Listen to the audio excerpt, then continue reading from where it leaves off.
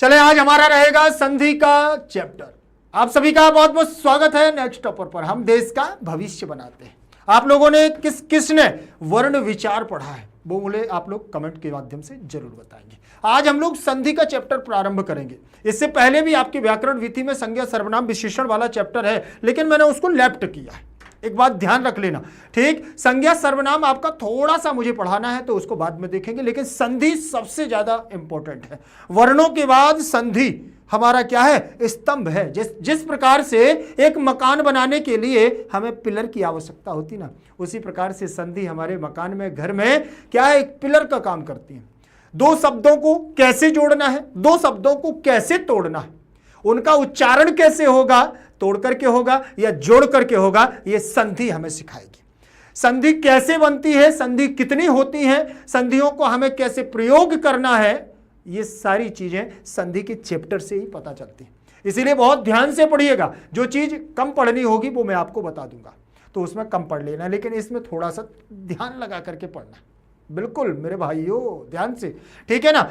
Class 9th एवं 10th दोनों के लिए है, इंपॉर्टेंट है, दोनों को बहुत अच्छे से पढ़ना है। इसलिए मैं विधिवत तरीके से इनको पढ़ाऊंगा। बहुत विधिवत का मतलब बहुत अच्छे तरीके से, ठीक।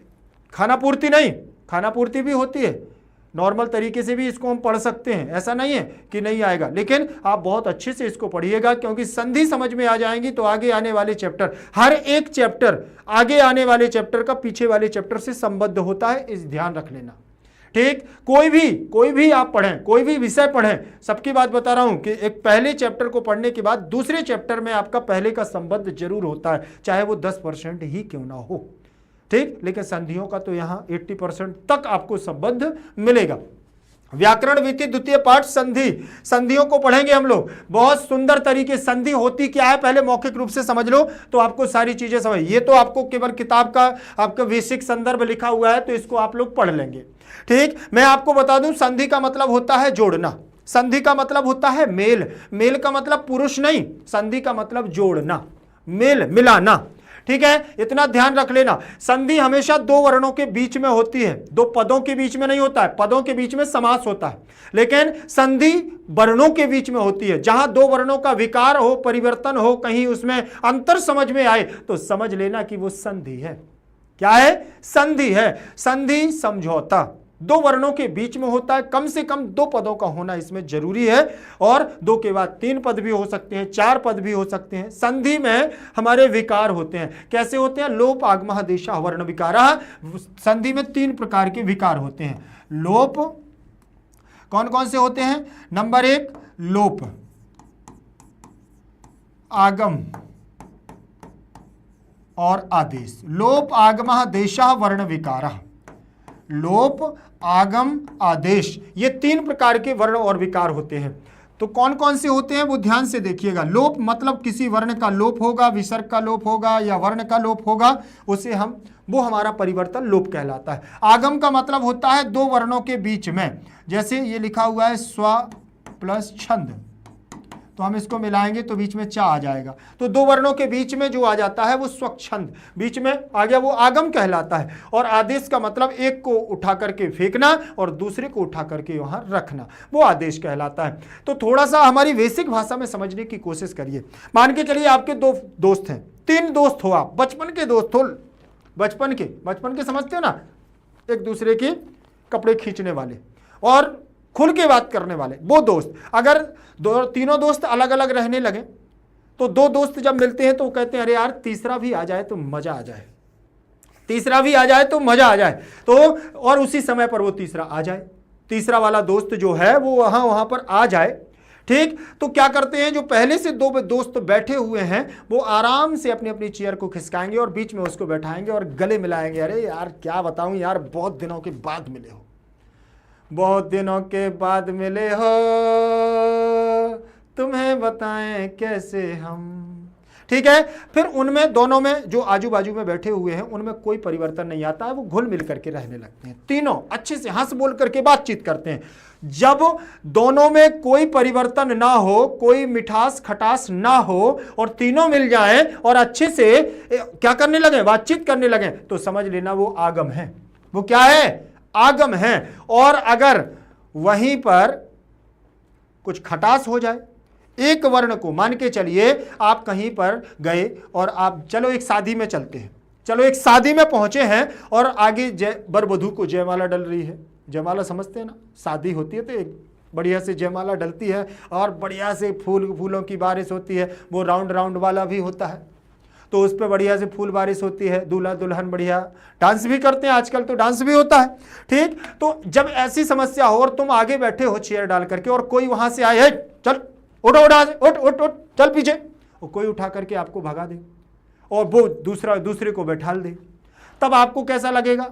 आपको लगेगा बहुत बुरा। वो कहलाता है आदेश। वो आया, उसने आपको आदेश दिया कि यहां से हटो और दूसरे को बैठाल दिया, मतलब एक वर्ण को हटाया और दूसरे वर्ण को लाना आदेश कहलाता है। इसलिए व्याकरण में आगम जो होता है वो मित्रवत होता है और आदेश जो होता है वो शत्रुवत होता है, शत्रु के समान। कभी कभी तो आदेश ऐसा भी होता है, आप ध्यान से सुने अगर तो मजा आएगा आपको और आपको बात भी समझ में आ जाएगी।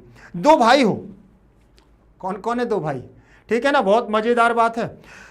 मम्मा घर से अंदर से आती है और 20 रुपये 25 रुपये 50 रुपये लेकर के आती है और छोटे भाई से कहती है, दोनों वीडियो गेम खेल रहे हैं या पढ़ रहे हैं दोनों।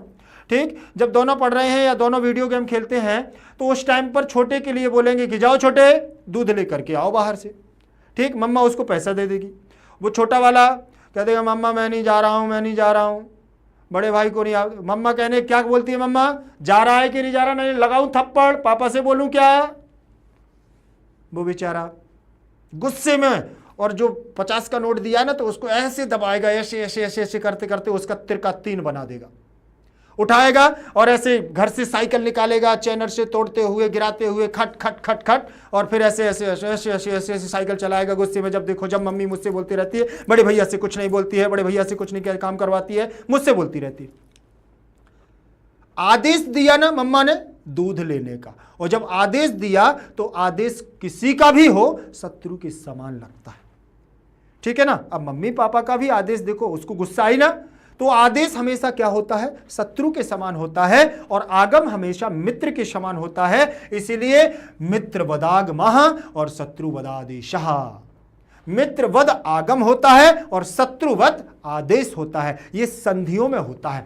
ठीक, तो संधि हमारी कैसी होती है? अब यहां से हम लोग ध्यान से देखेंगे कि व्याकरण के संदर्भ में संधि शब्द का अर्थ होता है वर्ण विकार। यह वर्ण विधि है और 2 पदों या एक ही पद में 2 वर्णों के परस्पर व्यवधान रहित समीप्य अर्थात संहिता में जो वर्ण विकार परिवर्तन होता है उसे संधि कहते हैं। जैसे विद्याधन आलय विद्यालय, यहां पर विद्य प्लस आ और आलय में आ की अत्यंत समीपता के कारण 2 दीर्घ वर्णों के स्थान पर एक वर्ण दीर्घ वर्ण एक आदेश हुआ है। और संधि के मुख्यतः 3 भेद होते हैं। संधि मुख्यतः 3 प्रकार की होती हैं। नंबर 1 होती है स्वर संधि, दूसरी होती है व्यंजन संधि और विसर्ग संधि। ये हमारी हिंदी के आधार पर संस्कृत मानती है अच संधि और हल संधि और विसर्ग संधि। ये हमारी 3 संधियां होती हैं। संस्कृत में आपसे कोई पूछेगा तो आपको स्वर संधि को अच संधि बताना पड़ेगा और व्यंजन संधि को हल संधि बताना पड़ेगा, इतना आपको ध्यान रखना है। ठीक, विसर्ग संधि विसर्ग ही होती है। ठीक, अब हम लोग आगे बढ़ेंगे। आगे बढ़ते हैं तो स्वर संधि पर चलेंगे। स्वर संधि मतलब अच संधि। अच संधि को ध्यान से देखें। अच मतलब स्वर, जहां का स्वर से मेल होता है वही अच संधि होती है। स्वर का स्वर से मिलान होता है, छोटा में हो या बड़ा में हो, छोटी ई में हो या बड़ी ई में हो, छोटा ऊ में हो या बड़ा ऊ में हो। ठीक, जहां स्वरों का स्वरों से मेल होता है वहां स्वर संधि होती है। इतनी डेफिनेशन आपको याद रखना है। ठीक, 2 स्वर वर्णों की अत्यंत समीपता के कारण यथा प्राप्त वर्ण विकार को स्वर संधि कहते हैं। इसके निम्नलिखित भेद यहां बतलाए गए हैं। बहुत सारे भेद हैं, ध्यान से देखें। नंबर 1 जो दिया है वो दीर्घ संधि दी है। दीर्घ का मतलब बड़ा होता है। दीर्घ का मतलब बड़ा होता है, ध्यान रखना। ठीक, यदि ह्रस्व या दीर्घ आ ई उ और ऋषि स्वरों के पश्चात ह्रस्व या दीर्घ आ ई उ और ऋषि आए तो दोनों मिलाकर के क्रमशः बड़ा आ बड़ी ई बड़ा उ बड़ी ऋषि हो जाते हैं।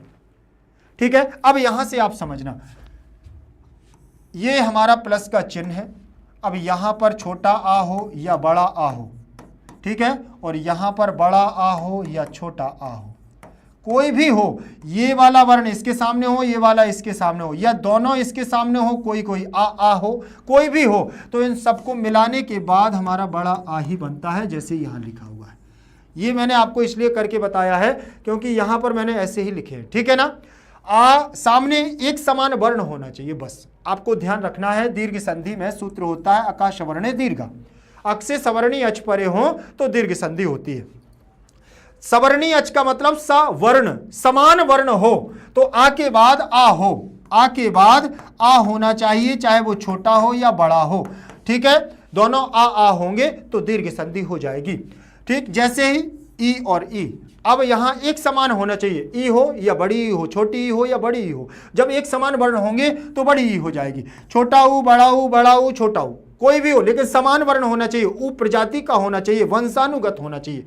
ध्यान रखना, एक ही उच्चारण स्थान और एक ही वर्ण होना चाहिए। वो छोटा और बड़ा होगा तो चल जाएगा, लेकिन समान जाति का होना चाहिए। ऋषि जाति का मतलब समझते हो, जैसे आ जाति का है, ठीक। ई जाति का है, उ जाति का है, और ऋषि जाति की है। समझ में आ गया। तो एक समान जाति के वर्ण होंगे तो वहां दीर्घ संधि होती है। उदाहरण के लिए पुस्तक प्लस आलय बराबर पुस्तकालय, पुस्तक प्लस आ रहा है। एक संधि को समझाऊंगा, आपको सारी चीजें समझ लेना है कैसे आ जाएगा, ठीक है। जैसे ये दिया हुआ है आपका पुस्तक प्लस आलय, ये दिया हुआ है। इस उदाहरण को समझ जाएंगे। इसका आपको प्रत्येक प्लस से पहले आने वाला जो वर्ण है उसमें देखना है कौन सा स्वर है, छोटा है कि बड़ा है, बस इतना देख लेना।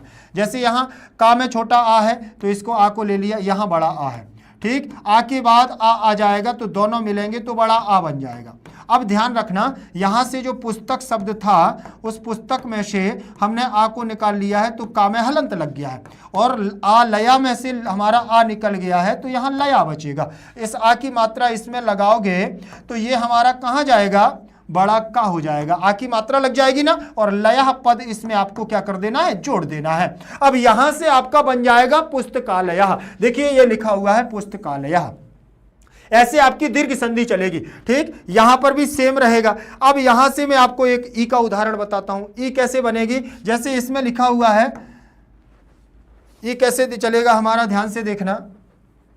गिरी प्लस इंद्रा, क्या दिया हुआ है, गिरी प्लस इंद्रा। गिरी प्लस इंद्रा में आपको क्या कर देना है, गिरी का ई, देखें ये लिखा गिरी प्लस इंद्रा, तो इसकी आपको छोटी ई ले लेना है और इसकी छोटी ई लेना है, और दोनों एक समान वर्ण है ना, आमने सामने। जब आमने सामने एक समान वर्ण है तो इसको आपको बड़ी ई में परिवर्तित कर देना। क्यों, दीर्घ संधि है, और दीर्घ संधि है तो बड़ी ई करनी ही पड़ेगी। अब यहां से देखें, रा में से मैंने क्या निकाल लिया है, रा में से ई को निकाला है तो रा आपका क्या बन जाएगा, आधा। और यहां पर प्लस, यहां पर प्लस, इंद्र में से ई निकल गया है तो आधा ना और द्रा आपका बचा हुआ है, ठीक। बड़ी ई की मात्रा लगाओगे इसमें तो कैसे लगेगी, बड़ी ई की मात्रा ऐसे लग जाएगी, और आधा ना और द्रा आपको इसमें जोड़ देना है और पद बन जाएगा गिरीन्द्रः। गिरीन्द्रः पर्वतों का स्वामी, गिरीन्द्रः। ऐसे ही कपीस बनेगा, ऐसे ही सु प्लस उक्ति बराबर सूक्ति, और छोटा ऊ और बड़ा छोटा ऊ मिलकर के बड़ा ऊ बन जाएगा, सूक्ति बन जाएगा। यहाँ ऋषि में भी देखो, ऋषि और ऋषि दोनों मिलकर के यहाँ बड़ी ऋषि बन जाएगी, पितृणम, पितृणम बन जाएगा। इतना आपको ध्यान रखना, ये आपकी दीर्घ संधि है। कौन सी संधि है, ये दीर्घ संधि है। और दीर्घ संधि के बाद अब हमारी कौन सी आएगी, गुण स्वर संधि, गुण संधि।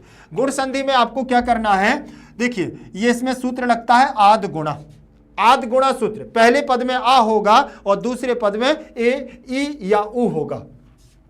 यदि आ या आ के बाद, छोटा आ या बड़ा आ के बाद ई या बड़ी ई आए तो वहां ए एकादेश हो जाता है। उसी तरह आ और बड़ा आ के बाद उ आए तो ओ हो जाता है, ठीक। और उसी तरह आ या आ के बाद ऋषि आए तो अर हो जाता है। बस इतना आपका गुण संधि है। इसके लिए आप उदाहरण देख लेंगे यहाँ पर, जैसे पहले पद में छोटा आ या बड़ा आ होगा। पहले पद में क्या होगा, छोटा आ या बड़ा आ, ये छोटा आ या बड़ा। फिर इसके बाद आपको देखना है छोटी ई या बड़ी ई आएगी तो आपका ए बन जाएगा। और फिर इसके बाद छोटा आ या बड़ा आ के बाद अगर छोटा ऊ या बड़ा ऊ आए तो ओ बन जाता है, ओ बन जाता है। फिर इसके बाद छोटा आ या बड़ा आ के बाद अगर आपकी ऋषि या बड़ी ऋषि आए तो यहाँ पर अर बन जाता है। ये आपको ध्यान रखना है। ये आपका किस वो क्या बोलते हैं, नियम आपका गुण संधि का है। देखना अब यहां पर जो मैंने आपको देखो ये लिखा है, छोटा आ या बड़ा आ के बाद ई आए तो कैसे बनता है ए। देखिए देव प्लस इंद्रा, क्या लिखा है, देव प्लस इंद्रा। आ इसमें से वा में से आपने आ को ले लिया और इंद्रा का ई ले लिया, आ के बाद ई आने पर क्या बन जाएगा, ए बनेगा। तो देव में से आपने आ को निकाल लिया है तो वह आपका आधा हो जाएगा, और इंद्रा में से ई निकल गया है तो आधा ना और द्रा बन जाएगा। एक ही मात्रा वहां पे लगाओगे आप, कैसे लगाओगे, देखिए आज मैं बात नहीं करने वाला आपसे, ध्यान रखना बस, क्योंकि ये चैप्टर अपन को कैसे करना है, ज्यादा से ज्यादा समय नहीं लेना है, पूरा फिनिश करना है, इसलिए मैं आपसे मस्ती की मूड में कम हूं। ठीक, ध्यान से देखिएगा, संधि को बिल्कुल बहुत ध्यान से देखना है, ये आपकी जवाबदारी है। इसकी मात्रा आप एक ही मात्रा एक होती है तो देवेंद्र लग गया, और ये आधा ना और द्रा इसमें जोड़ा तो देवेंद्र बन गया।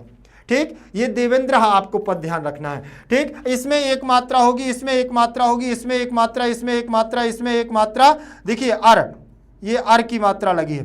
तो अगर जहां पर 95% आप मान करके चलो कि जहां पर एक मात्रा हो वहां गुण संधि होती है। जब मैं पढ़ा करता था, ठीक है, तो मेरे गुरुजी बताया करते थे कि जहां पर एक चोटी हो, जहां पर एक चोटी हो वो गुण संधि कहलाती है। एक चोटी मतलब ये, तो एक चोटी बराबर गुण संधि। तो हम लोग मस्ती के मूड में रहते थे तो हम कहें भाभी जी की एक चोटी बराबर गुण संधि, भाभी जी की एक चोटी बराबर गुण संधि। तो एक मात्रा बराबर गुण संधि होती है, ये ध्यान रख लेना। कभी परीक्षाओं में आता है, जैसे ये आ गया देवेंद्र आ गया, गणेश आ गया, भाग्योदया आ गया, गंगोरवी आ गया, ठीक, तो ये देवर्षि आ गया, वर्षर्तु आ गया, तो ये आपसे बन जाएंगे कि एक मात्रा बराबर गुण संधि होती है। लेकिन कहीं कहीं पर थोड़ा सा अपवाद भी रहता है, तो इसीलिए मैंने 95% बोला है। लेकिन आपका कोशिश भर ये रहेगा कि आपका काम हो जाएगा। अब मैं आपको यहां पर एक ये ऋषि वाला बता दूं तो आपको समझ में आ जाएगा। ऋषि वाला आपको ध्यान से देख लेना है, ठीक है। अब यहां पर देखना, ये ऋषि वाला, जैसे ये लिखा हुआ है वर्षा, क्या लिखा है, वर्षा प्लस ऋतु लिखा है, बड़ा आ आपको इसमें से ले लेना है, और ये री हो गया, और आ के बाद ऋषि आए तो क्या बनता है भाई साहब, अर बनता है। आ के बाद ऋषि आए तो अर बन जाता है।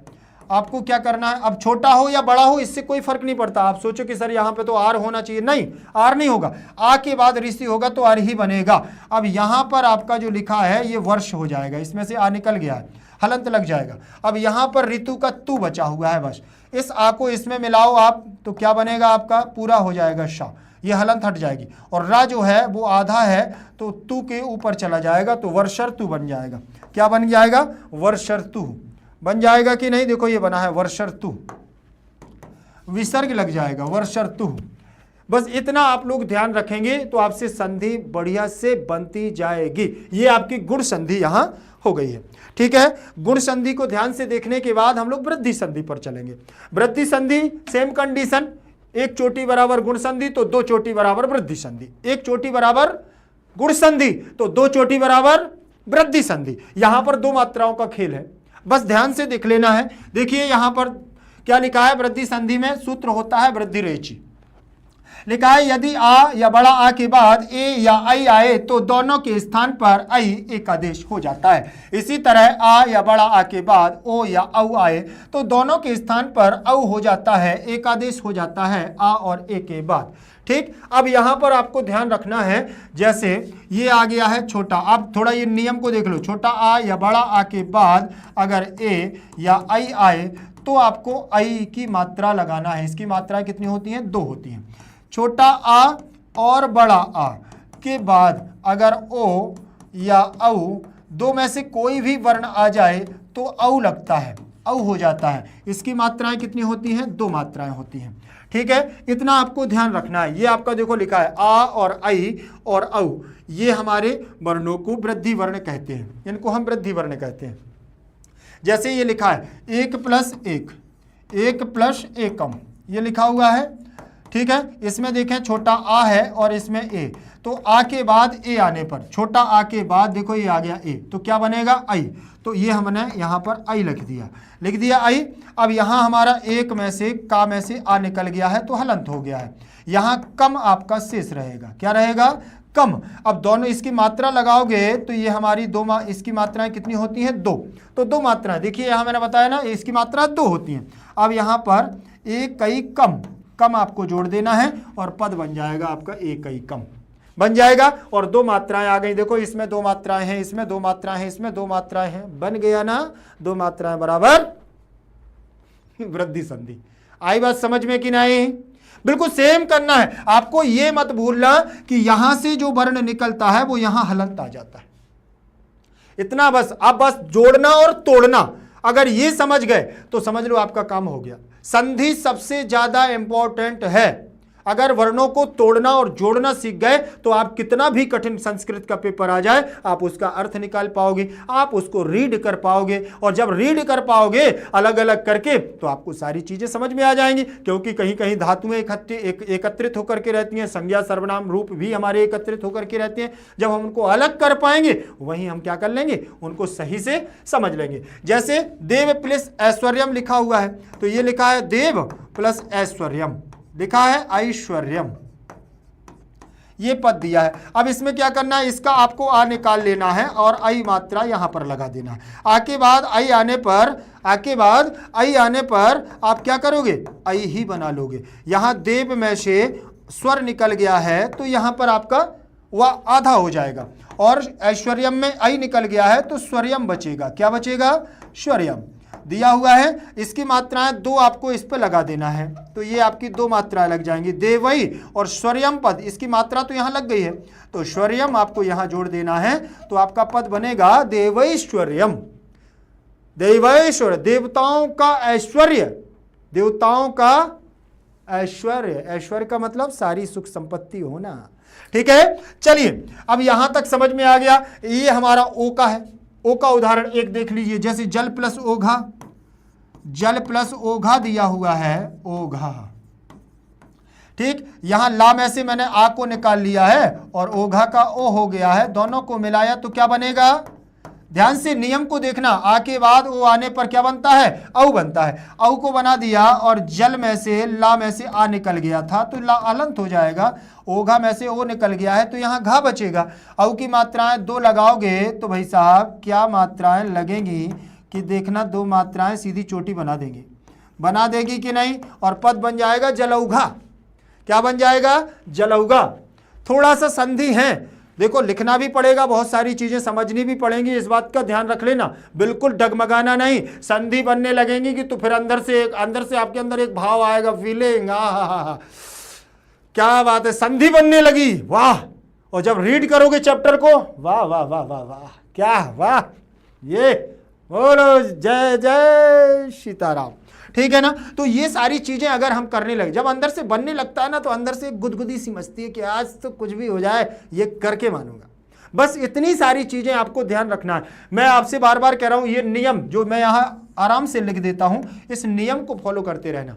और जो ये ट्रिक का मैंने बताया ना कि 1 चोटी बराबर गुण संधि और 2 चोटी बराबर वृद्धि संधि, ये तो लास्ट में, ये तो लास्ट ऑप्शन बचता है। जब हमसे नहीं बनता है तब ये ऑप्शन हमें अपनाना चाहिए। बोले ए फॉर अम्बे माता, और बी फॉर हे बब्बाजू महाराज, और डी फॉर दुर्गा माता। सही हो जाए हमारा ऑप्शन, तुक्का मारना, ठीक है ना, वो तो चल जाएगा, वो तो आपका 95% काम कर जाएगा। लेकिन थोड़ा सा समझना, ये ज्ञान है, अगर हम आज सीख लेंगे तो हमेशा के लिए हमारे पास रहेगा, लेकिन तुक्का मारना हमेशा नहीं रहता है। इस बात का ध्यान रख लेना, सिखाने के लिए मैं बैठा हूं ना। चिंता क्या है, चिंता करे चेतराम, अपने को काय की चिंता, बोलो बोलो ना, किस बात की चिंता है भाई। समझ में आ गया, आगे बढ़ते हैं। वृद्धि संधि के बाद यण संधि पर चलते हैं। यण संधि हमारी क्या कहती है, अब यहां से यण संधि को देखना है। ठीक, यण संधि कहती है इको यणचि। अब यहां एक प्रत्याहार में आने वाले वर्णों के स्थान पर या वा राला हो जाता है जब ई उ ऋषि के बाद लिरी कोई असमान वर्ण आए तो ई के स्थान पर या, उ के स्थान पर वा और ऋषि के स्थान पर रा। इसको मारो गोली, ठीक है ना। बस इतना ध्यान रखना कि जहां पर ई उ ऋषि लिरि, 4 वर्ण। अब बस इतना देखना, छोटी हो या बड़ी हो इससे फर्क नहीं पड़ता है। वर्ण याद रखना, ई उ ऋषि लिरि, ये आपकी बड़ी ई भी हो सकती है, इसके स्थान पर बड़ी ई भी हो सकती है, ठीक, और इसके स्थान पर बड़ा ऊ भी हो सकता है, बड़ी ऋषि भी हो सकती है, लिरि तो सिंगल ही होता है। तो छोटा और बड़े से कोई फर्क नहीं पड़ता, आप तो केवल वर्ण को याद रखना कि छोटा हो या बड़ा हो उससे कोई फर्क नहीं पड़ता। आप तो ये जानो कि ई उ और ऋषि और लिरि ये वर्ण हैं, तो ई के स्थान पर आपको तत्काल या कर देना है, उ के स्थान पर आपको वा कर देना है, और ऋषि के स्थान पर रा कर देना है, और लिरि के स्थान पर ला कर देना है। यण संधि समाप्त कर देना है। कैसे? देखो ये आ गया, यदि धन अपि, बस इतना ध्यान रखना, बाद में स्वर होना चाहिए, यहां स्वर ही होगा, ठीक है ना। तो जैसे यदि धन अपि लिखा तो या और दा में से क्या निकालना है, ई निकाल लेना है बाहर, वहां लिख देना, वहीं पर लिख देना है अलग से, ठीक है ना, अलग से निकाल के रख देना है। दा में जो छोटी ई की मात्रा लगी उसको अलग निकाल के, जो भी मात्रा लगी उसको अलग रख देना, ठीक। ई आ गया। अब ई के स्थान पर क्या होता है, या होता है, तो आपको क्या कर देना है, ई के स्थान पर या कर देना है भाई साहब, कर दिया, और अपी शब्द आपको जो कहते हो लिख देना है। अब इन दोनों को मिलाएंगे, देखो या का या आ जाएगा, दोनों को मिलाएंगे तो हम ऐसे बना सकते हैं, दिया, ठीक। अपी का आ मिल जाएगा तो ये आधा है, तो ये पूरा हो जाएगा, पूरा हो गया। लास्ट में पी बचा है तो यद्यपि हमारा पद बन जाएगा। अगर ऐसे नहीं लिखना है तो भाई साहब ऐसे लिख दो, बिल्कुल आधा, ठीक है ना, और अपी इसमें आ का आ इसमें मिल जाएगा तो पूरा हो जाएगा। यद्यपि ऐसे भी लिख दोगे तो भी चलेगा, लेकिन ऐसे लिखो तो और अच्छी बात है, इसमें समझदारी की बात होती है, ठीक है। यद्यपि हो गया। अब यहां जैसे देखो ये सखी हो गया, अनेषणम अन्वेषणम बन गया है, ठीक। तो यहां पर अनु प्लस एषणम आ जाएगा, ये देखो अनु प्लस एषणम दिया है। अब यहां पर क्या कर दिया है, आ और ना में से मैंने ऊ को निकाल लिया, ना में से किसको निकाला, ऊ, देखें यहां पर ना में से ऊ को बाहर कर दिया है, और एषणम का पद आपका ज्यों का त्यों कर दिया है, कर दिया ना। तो यहां पर अन ऊ के स्थान पर आपका वा हो जाएगा, और एषणम पद आपका ज्यों का त्यों हो जाएगा। अब इसको जोड़ेंगे तो कैसे बनेगा, इसकी मात्रा इस पे लग जाएगी, ये आधा ना वा एषणम अन्वेषणम, ऐसे पद बन जाएगा भाई साहब। बनेगा कि नहीं बनेगा बताओ। यण संधि तक कोई दिक्कत है क्या? कोई दिक्कत नहीं होनी चाहिए। यहां अगर परेशानी हुई तो आपको बताना भी है, इस बात का ध्यान रख लेना है, इसको हल्के में नहीं लेना है। संधियां हमको जितने अच्छे से हम पढ़ लेंगे उतने ही आपको मजा आएगा। अयादि संधि, अब हम लोग इसको पढ़ेंगे, किसको, अयादि संधि को। अयादि संधि यहां से देखें, अयादि संधि एचो आयवा यावा, इसमें भी आपको इससे कुछ नहीं है। जब ए आई ओ औ के बाद कोई स्वर आए तो एक स्थान पर आए, ओ को स्थान पर एक स्थान पर आए, ये आपको डेफिनेशन याद नहीं, आप तो एक शॉर्टकट अयादि संधि का नियम याद रखना, क्या, ए ओ आई और आए औ, ठीक है। इतने ये 4 वर्ण याद रखना, जहां पर ए दिख जाए वहां पर अय कर देना, और ओ दिख जाए तो औ कर देना, और आई दिख जाए तो आय कर देना, और औ दिख जाए तो आओ कर देना।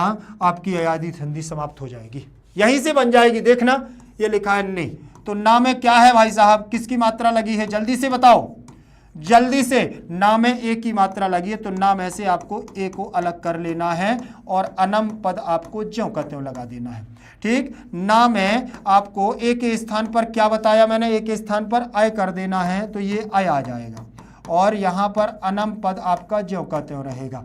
इसमें ना में आ जोड़ोगे तो पूरा ना हो जाएगा, आ में या आ जोड़ोगे तो या पूरा हो जाएगा, नम जोड़ देना है, पद बन जाएगा नयनम। नए नए नए नौ नयनन में श्याम समाए गो, क्या है, नैनन में श्याम समाए गो, मुहि प्रेम करोगे लगाए गो, नैनन में श्याम समाए गो। समझ में आ गया, नयनम। अब यहां पर 2 मात्राएं हैं, यहाँ 2 मात्राएं हैं, तो किसकी मात्राएं हैं, 2 आई की मात्राएं हैं, तो आय हो जाएगा, तो देखो नायक बन गया। भानों में ओ की मात्रा है, जब ओ की मात्रा होगी तो औ हो जाएगा, तो भानवे बन जाएगा।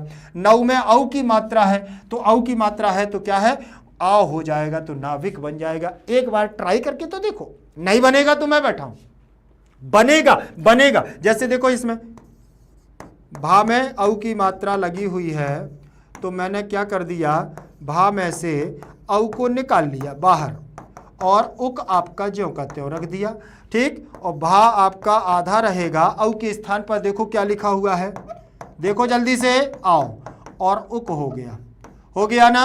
अब इसको इसमें जोड़ोगे तो ये पूरा भा हो जाएगा, और वा में उ की मात्रा लगा दोगे तो ये मात्रा लग जाएगी और बन जाएगा भावुकः। क्या बन जाएगा, भावुकः। ये बन गया भावुकः। बहुत सरल है। अगर एक बार आपने कॉन्सेप्ट को समझ लिया तो संधियां भागी भागी भागी भागी आप तक आ जाएंगी कि नहीं, कहीं नहीं जाएंगी, ठीक। अब इसके बाद हम लोग पूर्व रूप संधि पर चलेंगे। पूर्व रूप संधि हमारी देखिए बिल्कुल सेम, इसमें भी पूर्व रूप को हम लोगों को ध्यान में रखना होता है। पूर्व रूप में क्या होता है, हमारा पूर्व का रूप, पूर्व मतलब पहले का रूप ही होता है, इसके अलावा कुछ नहीं होता। एक सूत्र आता है इसमें, एंगः पदान्ताद्दति। एंगः जो यहां लिखा हुआ है, एंगः पदान्ताद्दति, देखिए ये है एंगी पर रूपम, एंगः पदान्ताद्दति जो सूत्र है ये हमारा सब कुछ यहां से सिद्ध कर देता है। देखिए एंग क्या है, प्रत्याहार, जिन पर मैंने चर्चा आपसे की थी। कहां से, ए औंच, ए ओंग, ये सूत्र है ना, ये वाला सूत्र आपने महेश्वर सूत्र में पढ़ा होगा, ए ओंग, ठीक। तो यहां से ए को लिया और यहां से अंगा को ले लिया और एंग प्रत्याहार बन गया। इसके बीच में वर्णों की संख्या दो हैं, तो यहां पर भी एंग पदान्ताद्दति, एंग प्रत्याहार के वर्ण यदि पद के अंत में है तो आपकी पूर्व रूप संधि ही होगी। कैसे, पूर्व रूप संधि को अयादि संधि का अपवाद भी कहा जाता है। अपवाद क्या होता है, मतलब जैसे आपको देखने को अयादि में मिलेगा वैसे ही पूर्व रूप में मिलेगा, तब वहां आप कंफ्यूज नहीं होना, ठीक है ना। पद के अंत में स्थित ए और ओ, पद के अंत में स्थित ए और ओ के बाद यदि ह्रस्व आ जाए तो ए और आ दोनों के स्थान पर पूर्व रूप संधि ए एकादेश तथा ओ का दोनों का स्थान ओ हो जाता है, ठीक। अर्थात ए और ओ के पश्चात आने वाला आ हमारा किसमें विलीन हो करके छुपा दिया जाता है और उस आ का रूप लिपि में अवग्रह चिन्ह या हम खंडाकार आ में लिख देते हैं। ये आपको जो डेफिनेशन इसकी लिखी हुई है, इसको आप थोड़ी देर के लिए रुक जाओ, आपको समझने के लिए थोड़ा सा आपको ध्यान रखना है। हमारी संधि ये रहती है प्लस, और प्लस के पहले अगर ए या ओ आपको दो वर्ण मिल जाएं किसी भी मात्रा के रूप में और पीछे आ मिल जाए तो इस आ को आपको इसमें परिवर्तित कर देना है और कुछ नहीं करना है, दैट्स इट, आपकी पूर्व रूप संधि सिद्ध, ठीक है। ये छोटा सा तरीका आपको ध्यान रखना है, इतनी बड़ी परिभाषा पढ़ने से ज्यादा इस बात का ध्यान रखना, ठीक। आपके सामने ये एग्जाम्पल दिए हुए, बहुत सारे उदाहरण दिए हैं। जैसे ये लिखा ते प्लस अपी, देखें ते प्लस अपी, ये दो पद दिए हुए हैं। मैंने आपसे क्या बोला, इस पद में प्लस से पहले अगर मात्रा के रूप में ए और ओ मिल जाए तो यहां ए की मात्रा लगी है ना, देखो ये लगी, ए की मात्रा लगी है ना। फिर इसके बाद आ है तो आपको क्या कर देना है, ते को ज्यों का त्यों लिख करके आ को अवग्रह के रूप में लिख देना है और आपको सीधा मिश्रित कर देना है, तेपी। बन जाएगा कि नहीं बन जाएगा, बात खत्म, ठीक। जले प्लस अस्ति, देखो यहां पर आ को अवग्रह के रूप में परिवर्तित किया, गोपालो प्लस अहम प्लस गोपालो हम, देखो आ को केवल कर दिया, कोई परिवर्तन नहीं करना है, केवल आ का परिवर्तन करना है खंडाकार आ में। खंडाकार आ, कोई लोग इसको अवग्रह कहता है। संस्कृत में इसको एक हमारी सूक्ति आती है, मैं उसको बता दूं, जो हमारे महर्षि पाणिनि जी के द्वारा अष्टाध्यायी में आई हुई है और वरदराज जी के द्वारा रचित लघु सिद्धांत में भी आई है। उन्होंने कहा है, चंपक पुष्पक न्याय न खंडाकारो न विधीयते, ठीक है ना जी। इस आ का उच्चारण कैसे होता है वो आप ध्यान से सुनिएगा। इस आ का उच्चारण ये देखने में लगता है कि यहां केवल एश बना हुआ है, इंग्लिश का एस, ठीक है ना, लेकिन वास्तविकता में ये हमारा क्या है, आ है। लेकिन इसका उच्चारण करते समय हमें आ का उच्चारण नहीं करना है। देख, जैसे यहां पर आप अभी पढ़ेंगे तो ते प्लस अपी पढ़ेंगे, ते प्लस अपी, ठीक है ना, ते अपी, लेकिन इसको पढ़ेंगे तेपी। कैसे पढ़ेंगे, तेपी। आ का उच्चारण आपको समझ में आना चाहिए, किसी दूसरे को नहीं, बाहर उच्चारण नहीं होना चाहिए आ का, ते अपी, ऐसे नहीं, तेपी। आ आपको समझ में आना चाहिए, सामने वाले को नहीं कि ये आ बोल रहा है। अब इसका उदाहरण आप कैसे समझेंगे, मान के चलिए आप एक परफ्यूम डाल करके आए, परफ्यूम डाल करके आए, आपको मालूम होना चाहिए कि वो परफ्यूम कौन सा है, सामने वाले को केवल उसकी खुशबू आनी चाहिए, बस कुछ नहीं। समझ में आ गया? खुशबू मात्र के लिए आ का उच्चारण होना चाहिए, आपको मालूम होना चाहिए कि यहां आ है। बस इतना आपको ध्यान रखना है, आपकी पूर्व रूप संधि हो जाएगी। प्रकृति भाव, अब प्रकृति भाव संधि जो है हमारी, ये बहुत सुंदर तरीके से अगर मैं आपको बता दूं तो प्रकृति नेचर, प्रकृति मतलब नेचर, प्रकृति भाव अपने नाम से ही स्पष्ट है, इसमें किसी का कोई परिवर्तन नहीं होता। इसमें द्विवचनांत पद आते हैं। द्विवचनांत पद कौन से आते हैं? अगर आपने राम के रूप सीखे हैं, अगर आपने यहाँ पर हरि के रूप सीखे हैं, अगर आपने कोई भी रूप सीखे हैं तो द्विवचन के रूप हैं। जैसे रामौ रामौ बनता है, रामाभ्याम रामाभ्याम रामाभ्याम, रामयो रामयो, द्विवचन के पद बता रहा हूँ। फिर इसके बाद आपने हरि के सीखे तो हरि हरि हरिभ्याम हरिभ्याम हरिभ्याम, हरियो हरियो। गुरु को सीखे तो गुरु गुरु गुरु बने। तो ये द्विवचनांत पद लगते हैं, इसलिए इसमें एक सूत्र हमारा होता है प्लुत प्रगृह्य अचि नित्यम और इदेदु द्विवचनम प्रगृह्यम, दो सूत्र इसमें होते हैं। ठीक, तो यहां पर प्रगृह्य संज्ञा में देखो इदु दे द्विवचनम प्रगृह्यम अदसोमात और प्लुत प्रगृह्य अचि नित्यम, ये आपके सूत्र हैं। यहां पर ये सूत्र काम करते हैं। इन सूत्रों के आधार पर हम किसी न किसी के द्वारा मार्गदर्शित होकर के कार्य करते हैं। ऐसा नहीं कि मैं इस संधि अपने मन से बना रहा हूं या अपने मन से आपको बता रहा हूं कि ऐसा कर लेना। हाँ, कुछ सरल तरीके हो सकते हैं शिक्षक के, लेकिन उसको नियमबद्ध चलना वो सूत्र के आधार पर ही चलता है। ये आप ध्यानपूर्वक सुनिएगा। अगर वो ध्यान से नियम के आधार पर नहीं चल रहा है मतलब उसकी संधि गलत है, और अगर नियम से चल रहा है, हाँ, उसमें सरल सॉल्व करने का तरीका अलग अलग हो सकता है। आप कोई कान ऐसे पकड़ता है, कोई ऐसे पकड़ लेता है, कान पकड़ने का तरीका, लेकिन पकड़ तो रहा है ना, कान पकड़ रहा है। ठीक, आप खाना कैसे खाते हैं, कोई जल्दी जल्दी खा लेता, कोई देर से खाता, लेकिन खा तो रहा है वो खाना ही। तो सेम कंडीशन होती है कि हम लोग नियम पूर्वक कार्य करते हैं। सबका पढ़ाने का भी तरीका अलग होता है, सबका पढ़ने का तरीका भी अलग होता है। और आप लोगों को भी हो सकता है आपको मेरी बात समझ में आती हो, बहुत अच्छी से आती हो सकता है कई छात्र ऐसे हो जिनको ना आती हो, तो सेम कंडीशन होती है। इसमें भी प्रकृति भाव संधि हमारी ये कहती है कि प्रकृति के आधार पर जो नेचुरल है वो उनमें कोई परिवर्तन नहीं होता, मतलब इस संधि में कोई परिवर्तन नहीं होता है, प्लस चिन्ह हट जाता है और ज्यों कहते हैं हो जाता है। इतना ज्यादा पढ़ने से अच्छा है सीधा सीधा एक बात आप ध्यान रखना, प्रकृति भाव संधि में कोई परिवर्तन नहीं आता है। सीधे सीधे आप देखें, विष्णु प्लस इमऊ, बालिके प्लस आगच्छत, यहां पर कवि प्लस विष्णु तथा बालिके के ये क्रमशः इकारांत उकारांत तथा एकारांत द्विवचन के रूप होने के कारण प्रगृह्य संज्ञक हैं। अतः यहां किसी भी प्रकार की संधि नहीं होगी, इसलिए ये कवि इक्षतः विष्णु इमऊ बालिके आगच्छत ही रहेंगे, ना कि कविच्छत। कुछ नहीं होगा, कुछ नहीं होगा। देखो प्लस का चिन्ह हट गया, यहाँ से यहाँ प्लस लगा था, कभी प्लस इच्छता, ये लिखा देखो, प्लस यहाँ से हट गया है, प्लस यहाँ से हट गया है, यहाँ से प्लस हट गया है, देखो तीनों में।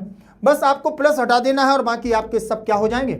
बस इतना ध्यान रखना इसमें कि इसमें आपके द्विवचनांत पद होंगे। आपको रूप आने चाहिए कवि के, विष्णु के, बालिका के रूप आने चाहिए। ठीक, तो आपसे बन जाएगा विष्णु के, ये आपके द्विवचनांत पद है, तो आपसे पूरी प्रकृति भाव संधि बन जाएगी। और ये हमारी जो स्वर संधि थी यहां पर पूरी क्या हो जाती है, कंप्लीट हो जाती है स्वर संधि। अब इसके बाद हम लोग चलेंगे कहां, पर रूप संधि पर। अब इसमें जो हमारी प्रकृति भाव के बाद एक पर रूप संधि है, तो पर रूप और पूर्व रूप एक साथ होना चाहिए। ये थोड़ा पीछे कर दिए, दोनों पर रूप और पूर्व रूप दोनों आसपास होते हैं तो जल्दी दोनों एक साथ समझ जाते हैं। लेकिन कोई नहीं, पर रूप का अभी हम लोगों ने पूर्व रूप जो की है उसमें पहले वाला रूप दिया है, और पर रूप का मतलब बाद वाला रूप होता है। पर का मतलब दूसरा, बाद वाला रूप। तो इसमें हमारा सूत्र होता है एंगी पर रूपम। एंगी पर रूपम, इसमें क्या होता है, उपसर्ग के आ के पश्चात यदि ए और ओ आए तो उनका पर रूप एकादेश हो जाता है। इसका पररूप संधि से वृद्धि संधि का अपवाद भी कहा जाता है। पररूप कार्य से तात्पर्य यह है कि अंतिम वर्ण अगले शब्द के आदि वर्ण के समान ही होते हैं, जैसे प्रा प्लस एजते, प्रा प्लस एजते। इसमें एक और होता है, एक बात और ध्यान रख लेना। ठीक, इसमें एक और होता है उपधन ओषति। ये दो एग्जाम्पल मैं आपको यहां पर दे रहा हूं, आप ध्यान से इनको समझ लेंगे तो आपकी पररूप संधि भी हो जाएगी।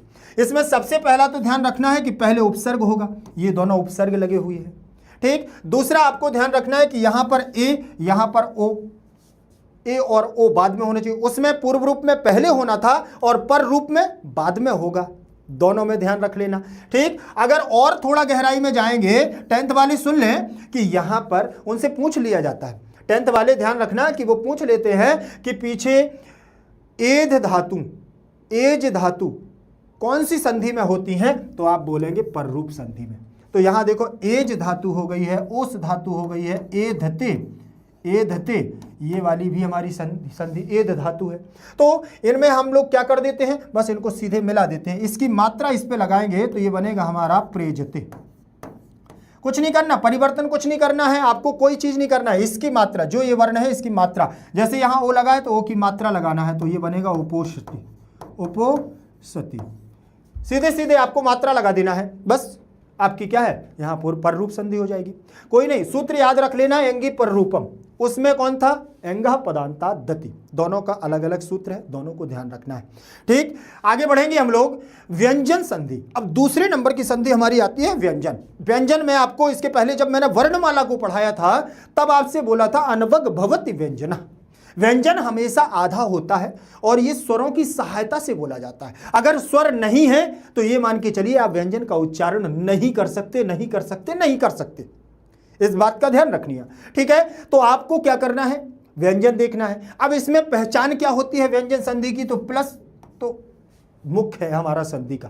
पहले वाला पद यहां पर व्यंजन है, मतलब ऐसी हलंत लगी है, कोई भी वर्ण हो हलंत लगी है, उसके बाद स्वर आ जाए, व्यंजन आ जाए, कुछ भी आ जाए, नहीं, कुछ भी आ जाए, आपको उससे कोई मतलब नहीं है। बस यहां पर देख लेना है आपका हलंत लगा है वर्ण में कि नहीं, वो आपका व्यंजन है, वो आपकी व्यंजन संधि है, ठीक है। बस इतना ध्यान रख लेना, व्यंजन वर्ण होना चाहिए। अब कैसे, सबसे पहले व्यंजन संधि को हम हल संधि भी कह सकें, ठीक है। व्यंजन संधि, व्यंजन तो हिंदी में उसका नाम है, हालांकि तत्सम हमारा शब्द है, लेकिन हम इसको हल संधि क्यों कहते हैं, क्योंकि महेश्वर सूत्र के आधार पर हल प्रत्याहार में आने वाले सभी वर्णों को हल कहते हैं, व्यंजन कहते हैं। इसीलिए हम इसको क्या कहते हैं, इसको हम लोग हल संधि भी कहते हैं। इसमें दिया है व्यंजन के पश्चात स्वर या दो व्यंजन वर्णों के परस्पर व्यवधान रहित समीपता की स्थिति में जो व्यंजन या हल वर्ण का परिवर्तन होता है वह व्यंजन संधि कही जाती है। मतलब व्यंजन का व्यंजन से, व्यंजन का स्वर से जो परिवर्तन हो उसे हम व्यंजन संधि कहते हैं। ये ध्यान रखना आपको, ठीक है। जैसे पहली संधि आपकी आती है इश्चुत्त संधि। कौन सी संधि, इश्चुत्त संधि। इसका सूत्र होता है स्तोह इश्चुनः इश्चु, स्तोह इश्चुनः इश्चु, ये हमारा सूत्र है, ठीक। सा या ता वर्ग ता था दा धा ना का शा या चा वर्ग चा छ जा झा या के साथ आगे या पीछे योग होने पर शा का शा और ता का चा वर्ग परिवर्तन हो जाता है। इतना आपको ध्यान रखना। ये तो उन्होंने बहुत सुंदर तरीके से लिख देते हैं कि बच्चों को समझ में आए या ना आए। ये तो आपको देखो मैं बुक के आधार पर पढ़ा रहा हूं, इसलिए मुझे पूरी आपकी डेफिनेशन बुक की लेनी पड़ती है, नहीं तो मेरी डेफिनेशन देखिए आप कैसी है। मेरी डेफिनेशन ये है कि उच्चुत्त संधि में उसने ये कह दिया है, ठीक है, सा और ता वर्ग, ता वर्ग, सा और ता वर्ग, ये आ गया है सा और ये है ता वर्ग, ता था दा ता था ता था दा धा ना, ठीक है। ये हमारी डेफिनेशन है। यहाँ पर आपको शा और यहाँ चा, चा वर्ग आ जाएगा, ठीक है। चा, छा, जा, झा, इया, ये मेरी डेफिनेशन। अगर आपने इसको ध्यान में रख लिया तो समझ लेना कि आपकी पूरी संधि इश्चुत्त संधि व्यंजन संधि हो जाएगी। जब भी आपको पहले पद में संधि में प्लस होता है, ये प्लस से पहले अगर आपको ये कहीं पर शा दिखता है तो आपको उसके स्थान पर ये वाला शा कर देना है। ता वर्ग में ता दिखता है तो चा कर देना, था दिखता है तो छा कर देना, दा दिखता है तो जा कर देना है, और धा दिखे तो इया कर झा कर देना है, और जी कर देना है तो जिया कर देना है। देखो ता वर्ग के स्थान पर चा वर्ग कर देना है और शा के स्थान पर शा कर देना है। यही कहते हैं, बस ये लोग इतनी बड़ी डेफिनेशन लिख देते हैं कि हमें समझ में नहीं आता है समझ में नहीं आता है बस, ठीक है। अब देखना, आपको एक उदाहरण के आधार पर देखते हैं। जैसे यहां लिखा मनस प्लस चलती, तो क्या कर दिया है, मनस में ये सा आ गया प्लस से पहले, तो मनस के सा के स्थान पर आपको क्या कर देना है, देखो ये शा हो गया है और चलती पद आपका ज्यों का त्यों जुड़ गया है, तो मनस चलती बन गया है। कुछ नहीं किया, इस शा के स्थान पर इस शा को कर दिया है, संधि आपकी सिद्ध हो गई, कोई दिक्कत नहीं। ये लिखा रामस प्लस शित, देखो यहां पर इस शा के स्थान पर डबल सा हो गया है, ये शा कर दिया है तो यहाँ डबल हो जाएगा, तो ये बन जाएगा रामश्येत, और कोई परिवर्तन नहीं। अगर आपको ऐसे नहीं है, एक बार और देख लो, मैं यहाँ पर बता दे रहा हूँ। ये लिखा हुआ है रामस प्लस शेते, शेते, ये लिखा है। अब आपको क्या कर देना है, ये लिखा है रामस और यहां पर आपको शा कर देना है और यहां शेते आपका ज्यों का त्यों रहेगा, कोई परिवर्तन ही नहीं होगा। दोनों को वर्ण सम्मेलन करते करेंगे, मिलाएंगे तो ये वाला शा आधा है तो आधा ही रहेगा और पीछे वाला तो ज्यों का त्यों आपको लिख देना है, रामस शेते बन जाएगा। इष्टित संधि आपकी यहां पर फिनिश हो जाएगी। ठीक, आप कुछ भी देखें, जैसे और उदाहरण में देखें, आपको और कहीं परिवर्तन करना है तो यहां पर देखिए सत धन चित दिया है तो चा वर्ग है तो चा का चा ही रहेगा। यहां सत धन जन है तो ता के स्थान पर चा कर देना है। देखिए ये लिखा है सत प्लस जन, तो यहां सत की ता के स्थान पर आपको क्या कर देना है, चा कर देना है। क्यों, उसने चा बोला था ना, ता के स्थान पर क्या करना है, चा कर देना है। देखो ता के स्थान पर चा, तो मैंने चा कर दिया है और जनः शब्द आपका ज्यों का त्यों रहेगा। ठीक, तो आपको क्या कर देना है, अब चा के स्थान पर फिर तीसरे वर्ण में चा और इसका तीसरा वर्ण क्या है, जा, तो आपको जा में ले जाना है। तो यहां हो जाएगा सज, सज प्लस जनः और पद बन जाएगा सज्जनः। क्या बनेगा, सज्जनः। मतलब पहले इष्टुत करना है, फिर आपको जसत्व करके आपको यहां सज्जनः पद बना लेना है। समझ में आ गया। ठीक, अभी ये हो सकता है यहां पर तीसरे वर्ण में परिवर्तन ना समझ में आओ, लेकिन अभी आपकी कौन सी संधि, जसत्व संधि आएगी तो आपकी ये समस्या भी यहां से समाप्त हो जाएगी। ये इष्टुत संधि आ गई है। दूसरे नंबर का इसका रूप होगा इष्टुत संधि का, इसमें लिखा है स्तोह इष्टुनः इष्टु, ये आपका इष्टुत है। सेम कंडीशन आपको इसमें भी करना है। यहां पर आपका ये रहेगा शाह और क्या रहेगा, स्तोह ता वर्ग ता था दा धा न, ये आ गया। फिर यहां पर आपका मूर्धन्य शकार हो जाएगा और यहां टा वर्ग टा ठा डा ढा टा ठा डा डा ढा अणा। ये आपको ध्यान रखना है, मेरी ही डेफिनेशन है, इतनी नहीं है। ये क्या कहता है, यदि शा से सा ता वर्ग हो तो टा के स्थान पर टा ठा डा ढा अणा के साथ आगे या पीछे योग हो तो शा का शा और ता वर्ग के स्थान पर टा वर्ग हो जाता है। कंडीशन वही है, आपको ध्यान रखना है बस। अगर ये वाला सा दिखे तो अब यहां पर षटकोण वाला सा करना है। अभी हम लोगों ने कौन सा शक्कर वाला सा किया था, अब आपको षटकोण वाला सा करना है, पा वाला। पा में से पेट को हम चीर देते ना। अब इसमें क्या कर देना है आपको, देखो ये तत् धन टीका लिखा हुआ है, रामस धन षष्ठा लिखा हुआ है, तो दो एग्जांपल आप देखोगे आपकी समस्या का समाधान हो जाएगा। ये लिखा हुआ है रामस, क्या लिखा है, रामस प्लस षष्ठा, ये दिया है षष्ठा। अब इस शा के स्थान पर क्या कर देना है आपको, ये वाला सा कर देना है, तो मैंने ये कर दिया है और षष्ठा पद आपका ज्यों का त्यों लिख दिया है। दोनों को मिलाओगे कहीं कोई परिवर्तन नहीं होगा, ये आपका बन जाएगा, ये आधा रहेगा तो आधा ही रहेगा और ये पूरा है तो ये पूरा ही रहेगा। ठीक, ये रामस षष्ठा बन जाएगा, बनेगा। अब इसको देखो तत् धन टीका, तत् धन टीका लिखा है तो ता के स्थान पर आपको क्या कर देना है, टा कर देना है। तत् प्लस टीका दिया है ना, अब इसको क्या करना है, ता के स्थान पर टा कर देना है। तो ता के स्थान पर क्या करोगे, टा कर दोगे तो तट हो जाएगा, तट, और यहां टीका पद आपका ज्यों का त्यों रहेगा। दोनों को मिला दोगे तो क्या बनेगा भाई साहब, टा आधा है ये पूरा है, तो दोनों को देखो एक पूरा एक आधा लिख करके और मिला देना है, तट टीका बनेगा कि नहीं। क्या दिक्कत है संधियों में, इतनी ज्यादा माथा पच्ची में नहीं पढ़ करके सीधा सीधा शॉर्टकट तरीका देखो ये वाला। आजकल संधियां ऐसे सॉल्व होती हैं। ठीक है, ये आपकी क्या हो जाएगी, व्यंजन। और मैं आपको जो बताया हूं ना पहचान करने की तरीका, प्लस से पहले हलंत लगी होगी, सब में कोई ऐसा पद नहीं होगा जिसमें हलंत ना लगी हो। तीसरे नंबर की संधि जसत्व संधि, जिसकी मैं अभी बात कर रहा था। जसत्व संधि, इसमें पहला वर्ग तीसरे वर्ण में परिवर्तन करता है, पहला वर्ग तीसरे वर्ण में परिवर्तन करता है। कैसे, जैसे मान के चलिए ये लिखा है ता था दा धा ना, यहां लिखा है पा फा बा भा मा। ठीक, ये आपके वर्ण है। अगर ता आएगा तो आपको तीसरे वर्ण में दा में करना है, पा आएगा तो तीसरे वर्ण बा में करना है। सेम कंडीशन पांचों वर्गों में रहेगी। ठीक है, जैसे ये दिया हुआ है, ये वर्ग का पहले का तीसरा, पहले का तीसरे में परिवर्तन, एक का तीन, एक का तीन, एक का तीन, एक का तीन, एक का तीन। रेलवे स्टेशन पे देखा ना, एक का तीन, एक का तीन, एक का तीन, एक का तीन, एक का तीन। कुछ भी देखते हैं ना, बोले अरे भाई पांच के साथ, पांच के साथ, पांच के साथ, पांच के साथ, एक का तीन, एक का तीन, अभी एक का चार भी आएगा, एक का चार भी आएगा। ठीक, तो ये क्या है, ये हम अपना तरीका है, आप कैसे इसको तैयार कर सकते हैं। ये जसत्व संधि है, जसत्व संधि। ठीक है ना। जस्तु संधि में झलाम जसु अंति, अगर मैं आपको सूत्र के आधार पर सिखाता हूं तो कहीं ना कहीं उलझ जाएंगे आप। तो ये देख लीजिए, वर्ग का पहला वर्ण आपको दिख रहा है तो आपको तीसरे वर्ण में परिवर्तन करना है। ये जसत्व संधि का उदाहरण है। तो वाक धन ईसा लिखा हुआ है, देखो उदाहरण में आप देख लीजिए, ये लिखा है वाक, वाक प्लस ईशा दिया है ना, वाक प्लस ईशा। अब यहां का वर्ग है, का वर्ग का पहला अक्षर है, का वर्ग का तीसरा अक्षर क्या है भाई साहब? आप लोग तो यार बता दो, थोड़ा तो बताने की कोशिश करो। ये लिख गया है बाक, का की जगह पर गा आ जाएगा, का खा गा, का खा गा। छोटा बड़ा तो आते होंगे, छोटा बड़ा तो पढ़े हैं हमने, केजी में पढ़े हैं, नर्सरी में पढ़े हैं, 1 2 3 4 5 6 अभी तक पढ़ रहे हैं, 9th 10th में आ गए हैं।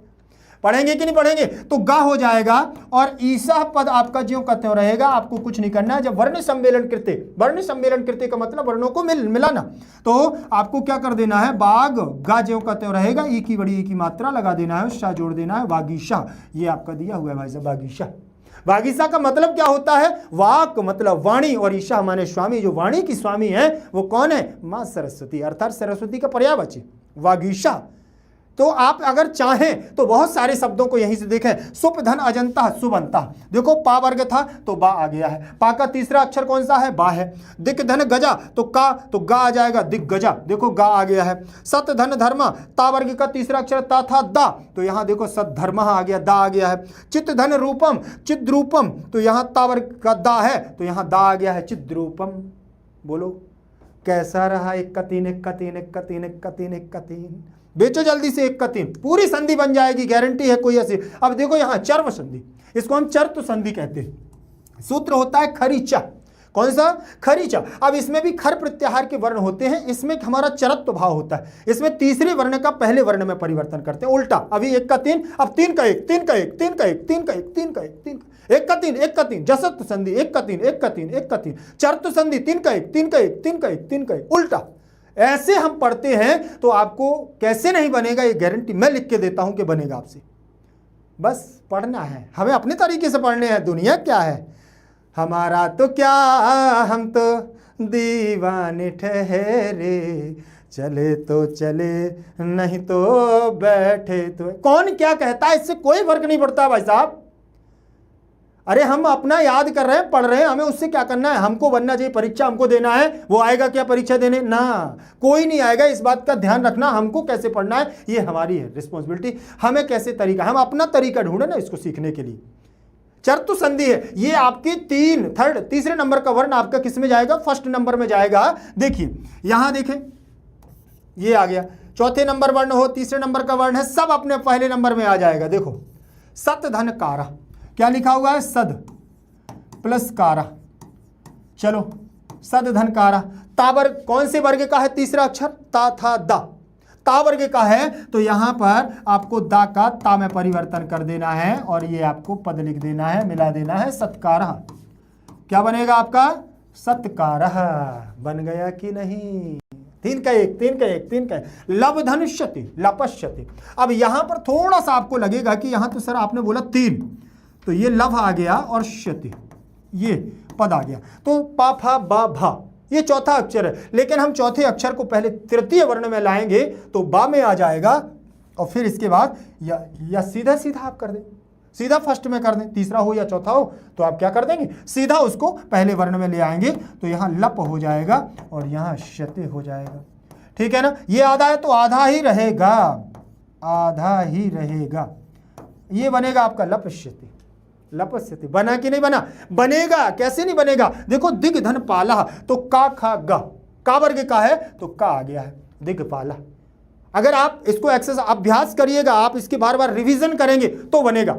आप सोचो कि यहीं पर बन जाए ना, मैं आपको यहां पर जो दे रहा हूं वो 60% दे रहा हूं। 40% परीक्षा के लिए तैयारी आपकी होनी चाहिए, आपकी मेहनत होनी चाहिए। ये गारंटी मेरी है कि ना बने तो फिर आप मुझे कंप्लेन करिएगा, उसको लेने के लिए तैयार हो। कंप्लेन ले लूंगा, क्यों? क्योंकि मैंने भरोसा दिया है आपको। अगर आप उसको नहीं करेंगे, आप मेहनत नहीं करेंगे, 2-4 इसके और एग्जाम्पल नहीं लगाएंगे तो कोई गारंटी नहीं है, फिर तो कुछ नहीं कर सकते। ध्यान रखना, आगे की संधि हमारी क्या कहती है? अनुस्वार संधि। मुंह अनुस्वार सूत्र होता है। अनुस्वार संधि क्या होती है? अनुसार बिंदी धरंतम, अनुस्वार वनंतम।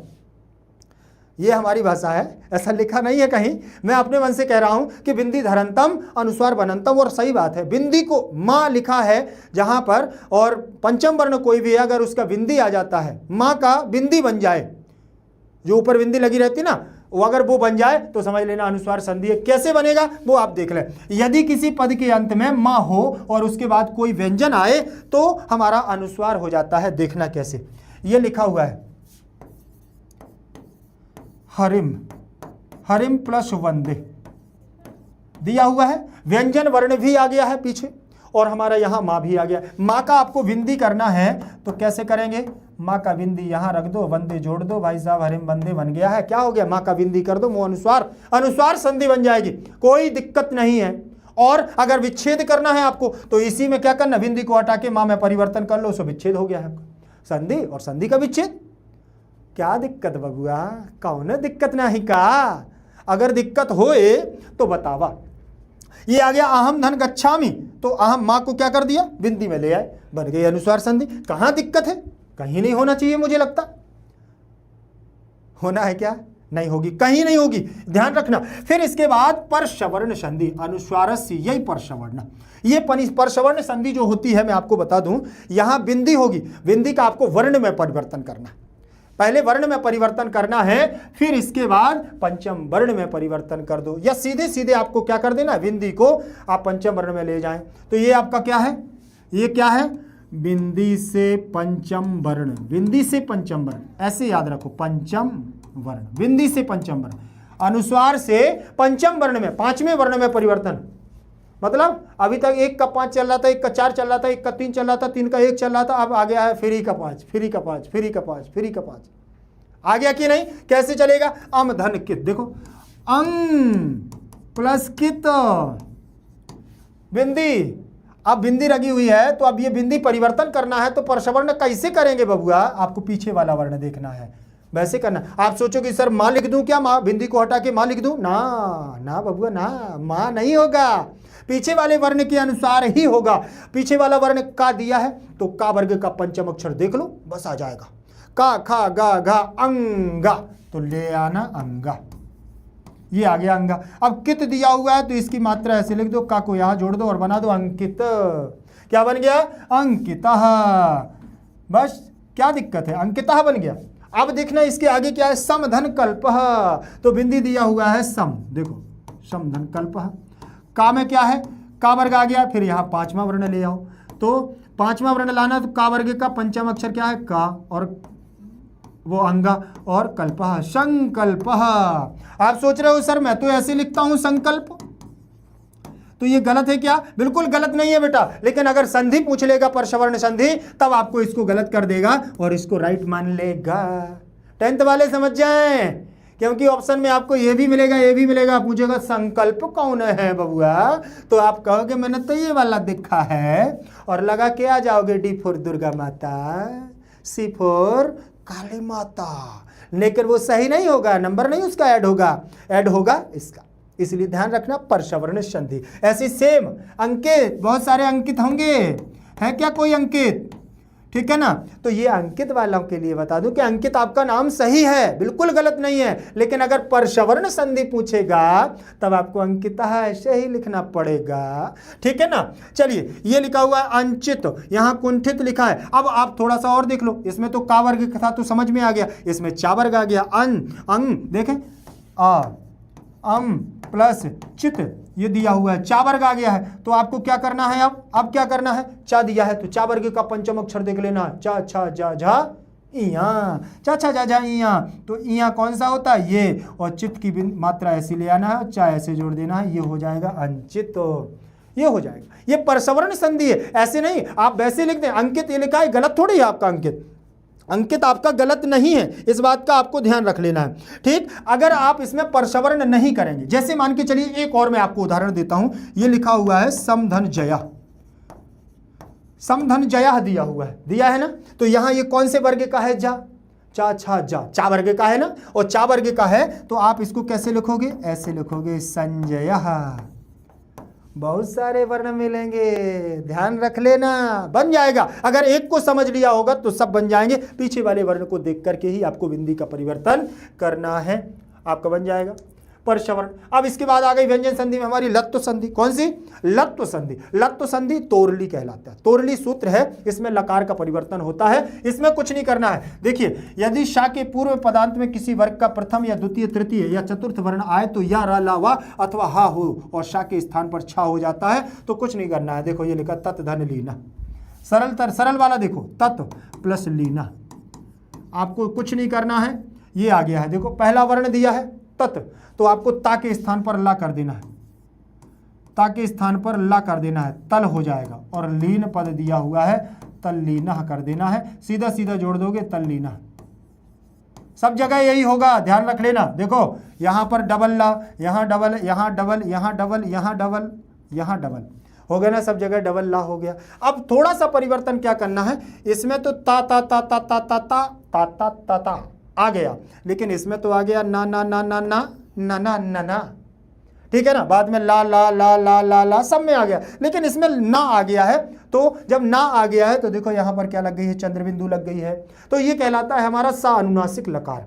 जब ता वर्ग के बाद यदि ना आ जाता है, देखो अंत में ना आ जाता है, तो वो अपने साथ में चंद्रबिंदु भी लेकर के आता है, इसलिए बिंदु भी लगानी पड़ेगी उसके पहले वाले वर्ण में। बनेगा, बन जाएगा, नहीं बनेगा थोड़ा प्रयास करना, नहीं बनेगा तो बहुत जल्दी आपके लिए सॉल्यूशन के लिए भी हम उपस्थित रहेंगे, बिल्कुल चिंता नहीं करना है आपको, ठीक है। अब यहां पर देखें छत्व संधि, षष्ठ्योवटी सूत्र दिया हुआ है ना, षष्ठ्योवटी। यदि ता वर्ग के बाद ला आए तो ला ता वर्ग के वर्णों में ला हो जाता है, किंतु ना के बाद ला के आने पर अनुनासिक ला और ला का अनुनासिक चिन्ह पूर्व वर्ण में पर पड़ता है। अब यहां पर क्या कर देना, एतत् धन शोभनम, एतत् शोभनम, ठीक। ये छत्व संधि है, यहां पर आपका छा में परिवर्तन कर देना, ठीक। छा में परिवर्तन कैसे कर देंगे, इसमें आपको छत्व संधि में चा आता है और उसमें आपको शा दिखेगा, जैसे तत् धन शंकरा, ये दिया है ना, तत् धन शंकरा, ये दिया है शंकरा। ये अपने तरफ से उदाहरण दे रहा है, इसमें है क्या, नहीं है, लेकिन ये आप देख लो, सरल सा उदाहरण है, इसमें समझ में। इसमें ता के स्थान पर चा कर देना है तो तच हो जाएगा, क्या हो जाएगा, तच, और शंकर की जगह शंकर कर देना है, छा बना देना है। मतलब यहां परिवर्तन क्या है, शा के स्थान पर छा करना, ता के स्थान पर चा करना, तो आपका बनेगा, क्या बनेगा, तत्शंकर। ये बनेगा आपका तत्शंकर, तत्शंकर, ये बनेगा आपका रूप। ऐसे ही बना तत् धन श्रुत्वा, देखो तत् धन श्रुत्वा, शा के स्थान पर छा बन गया, तत्श्रुत्वा बन गया, ठीक। तो इनमें परिवर्तन आपको ज्यादा वो नहीं करना है, तो आपकी छत्व संधि हो जाएगी। अब चा का आगम, बीच में चा का आगम जो होता है, बीच में मैंने आपको एक मित्रवत आगम बताया था। मित्रवत आगम में क्या होता है, यदि ह्रस्व स्वर के पश्चात छा आए तो छा के पूर्व चा का आगम होता है। दोनों वर्णों के विरुद्ध तरु धन छाया दिया है, बाद में छा दिखेगा आपको, देखो यहाँ छा है, यहाँ छा है, यहाँ छा है, और उसके पहले अगर आपको क्या मिल जाए, ह्रस्व स्वर, कोई छोटा स्वर मिल जाए, छोटा ऊ, छोटा आ, ठीक है ना, छोटी ई, तो आपको चा कर देना है। देखो बीच में चा कर देना है, यहाँ देखो छोटा ऊ है, यहाँ छोटा ऊ, यहाँ छोटी ई, तो बीच में आपको चा ले आना है बस। जैसे ये लिखा तरु, तरु प्लस छाया लिखा है, तो आपको कुछ नहीं करना है, आजू बाजू में कोई परिवर्तन नहीं लाना है, और बीच में चा जोड़ देना है, बस बीच में चा लाना है कुल मिला करके। तो ये आपका हो जाएगा छे चा सूत्र से चा का आगम होता है, ठीक। सेम कंडीशन, अनुच्छेद, तरुच्छाया, परिच्छेद, प्रैक्टिकल कर लेना, कोई दिक्कत नहीं है, ठीक। और इसके लिए आपको ध्यान रखना है, ये कहीं पर जैसे हलंत की जगह ये हमारी जैसे मात्रा जैसी दिख जाती है आपको, तो ये हलंत ही मानिएगा, ये हलंत लगी है। बाई मिस्टेक कभी कभी कंटेंट में अपन को समस्या आ जाती है तो नहीं बनता है, हलंत की जगह कभी मात्रा लग जाती है, बहुत सारा कंटेंट बनता है, तो इसको ध्यान में आपको रखना है। ये हलंत होता है, छू नहीं होता है। तो बोले छू छू छू, सर जी ने वो लगा दिया, अरे हो गया है, हमसे भी हो सकती है गलती, हम भी इंसान है, कौन सा ब्रह्मा है, आप ही की तरह तो हमें, ठीक है। इस बात का भी ध्यान रखना पड़ता है, ठीक है ना। आपने सर गलत लिख दिया, अरे आपके पास व्याकरण वीति की बुक है ना, सामने रखो, मजे से पढ़ो, क्या दिक्कत है, समझना है यहाँ, हाँ ध्यान रखना, ठीक। इसके बाद रा का लोप तथा पूर्व रूप स्वर का दीर्घ होना, रोरी सूत्र होता है, ठीक, रा का लोप भी होता है यहाँ और पूर्व रूप का दीर्घ भी होता, पूर्व वाले वर्ण का दीर्घ होता है। जैसे निर्धन रोगः, ये उदाहरण सरल वाला उदाहरण इसलिए लेते ताकि आपको समझ में आ जाए। ये लिखा हुआ है देखो, निर प्लस रोगः, रोगः ये आ गया है, निर प्लस रोगा। इस रा का आपको लोप कर देना है और ये आगे वाला स्वर क्या है आपका दीर्घ हो जाएगा। रा का लोप करोगे तो नी हो जाएगी बड़ी और रोग पद जुड़ जाएगा, निरोगः बन जाएगा। ये आपका कहलाता है रा का लोप। ठीक है, फिर इसके बाद ना का अणा हो जाना। अब ना के स्थान पर अणा कर देना है। इसमें भी कुछ नहीं, उदाहरण कृष्ण, धन, देखो विष्णु, स्वर्ण, वर्ण इत्यादि। इसमें भी अट प्रत्याहार, ये आप इसमें मत पढ़ो। ये क्या है, हाया वारा डका वर्ग के आंगे नुम में नुम व्यवधान होता है, इसमें कुछ नहीं। अगर इसमें जाओगे तो फिर आपको समझ में नहीं आएगा, इसलिए मैं आपको ये सारी चीजें इसमें नहीं ले जा रहा हूं। आप तो समझने की संधि की कोशिश करें, ना का अणा कैसे होगा। जैसे ये लिखा हुआ है देखिए, नरा, नरा प्लस अणाम, नरा प्लस नाम, सॉरी नरा प्लस नाम, ये दिया है। ठीक है, तो इसमें क्या बन गया है आपका, नरा अणाम बन गया है, ये पद बन गया है। आपने बहुत सारे पद देख लिए, नराणाम, ऋषिणाम। तो इसके लिए एक शॉर्टकट तरीका देखें कि प्लस चिन्ह है, उससे पहले आपको रा मिल जाए, ऋषि मिल जाए और षटकोण वाला सा मिल जाए। ये तीन वर्ण आपको दिख जाए और उसके बाद अगर आपको ना दिख जाए, ठीक है, मतलब इनके ये पहले हो बाद में ना हो तो ना का क्या कर देना है, अणा कर देना है। आंखें बंद कर करके सही हो जाएगा आपका, गारंटी इस बात की। ठीक है, आगे बढ़ूं, चलिए। बहुत सारी संधियां है ना, इसीलिए थोड़ा सा तो गति लेकर के चलना पड़ेगा। बहुत बड़ा वीडियो भी नहीं आपको दे सकता, नहीं तो बोर हो जाओगे। अरे सर ने तो बहुत बड़ा वीडियो दे दिया है, कैसे करूं, कैसे पढ़ूं। भाई साहब, एक संधि है, एक सप्ताह लगता है एक संधि में, फिर भी आपको एक क्लास में दे रहा हूं पूरी, तो टाइम तो लगेगा, लगेगा कि नहीं लगेगा। चलिए विसर्ग संधि पर चले। विसर्ग संधि क्या है, विसर्ग को देख करके आपको विसर्ग संधि मान लेना। दो बिंदी ऐसी होती है, ये विसर्ग है, इन विसर्गों को देख लेना, समझ लिया आपकी विसर्ग संधि हो जाएगी।